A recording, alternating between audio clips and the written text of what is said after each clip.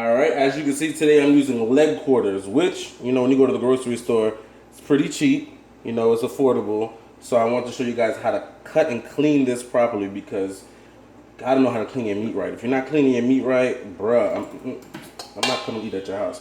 So the leg quarter, to cut it, you're gonna bring your knife right here, right in the joint. Make sure you have a cutting board. Unless you're advanced and you can do it up in the air in your hand, and you just cut that down like that. Then this big old piece of fat right here, you're gonna cut that off. I have this bowl right here just to throw my scraps in there. And then, gotta get all this excess fat off. Some people take the skin off. If I'm making this for myself, I'll take all the skin off. But, some people like the skin, so I'm leaving it on because I'm not eating this by myself. So what you're gonna do now, since the leg quarter, you got all this gook back here, you're gonna stick a smaller knife right in the back of it. And you're just gonna pull that out.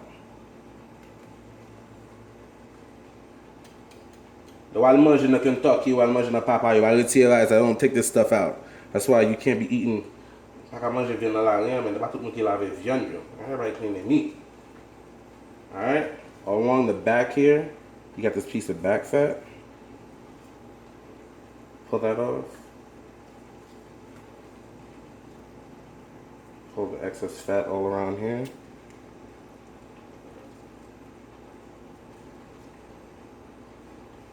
That, and on the actual drumstick, just stick your knife right underneath the skin, and then you pull that excess fat as well. Then you go along the bottom right here, you score this, and you cut this off as well. I couldn't even tell you what that is right there, to be honest, but my mother takes it off, so I'll take it off. And if there's any hairs or anything, you just pull that off, because we don't want our bird to fly away. So I'm going to show you guys, well, basically what I'm going to do is I'm going to clean the rest of this, and then I'll come back afterwards and show you what the next step is. Alright, as you can see, I'm done cleaning the meat, and look at all of the fat and the gunk, the nastiness that came off that meat. So you got to clean your meat. We're not even done yet. So you're going to add a little bit of salt. This is just to clean the meat. This is not actually salt to taste. You add about a half a cup of vinegar. And this is 10 pounds of leg quarters. Now you can use any part of the chicken you want. You can buy a whole bird and cut it up if you want. You can use chicken wings for this recipe. You can use just drumsticks or thighs. Doesn't matter. Squeezing some fresh lime on there. I'm giving y'all Haitian secrets right here, all right? For my non-Haitians who are watching this. Now you're gonna take your lime, you're just gonna go in. The salt that I put on there is used as an abrasive. It helps take off all the gunk and the nastiness and all that. I'm just gonna go in, clean this, and then we'll be back for the next part. All right, now that I'm done cleaning it with the limes, we're gonna do what we call chaudé. Chaudé basically is pouring hot boiling water over the meat. Basically like a parboil. There's different steps to clean the meat the Haitian way. And let me tell you right now, if you guys are trying to learn how to cook like a Haitian and you're thinking about skipping steps, your food is not gonna taste right, and it's not gonna taste like mine.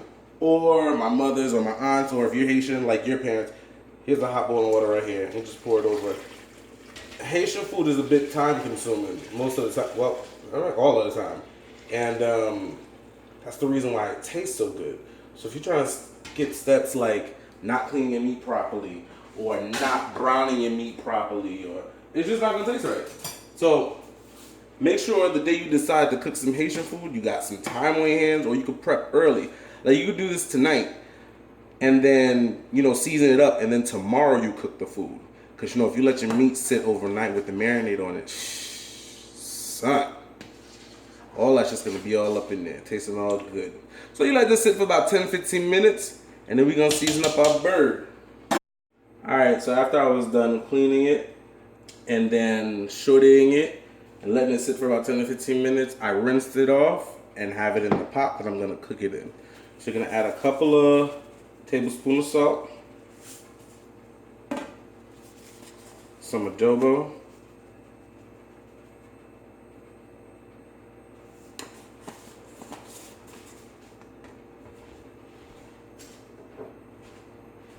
you already know I cannot skip out on the Epis. So a little bit of Epis. About 2 to 3 tablespoons of that.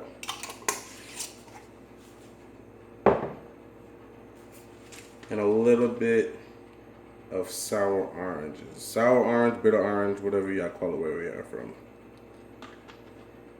I like to use the fresh sour oranges, but I can't always find them in the supermarket here. So you can buy this or the Goya brand, and you can still use it as well. So now I'm just gonna go in.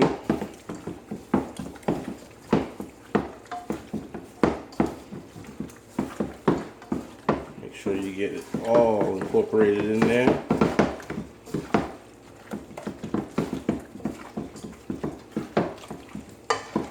It's really not that hard. It's an easy recipe. Most of the recipes that I'm going to show you guys are easy, except for when we get into the legume.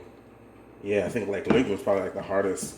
To me, the hardest Haitian recipe is very intricate and a lot of different things that you have to do. But this chicken right here, the results you're going to get from just simple things you do is incredible.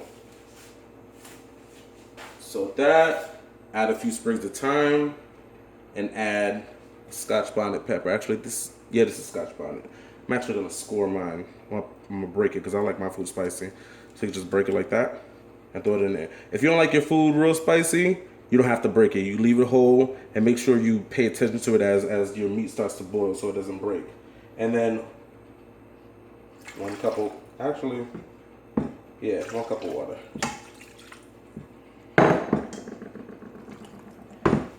Cover it up and put it on your burner.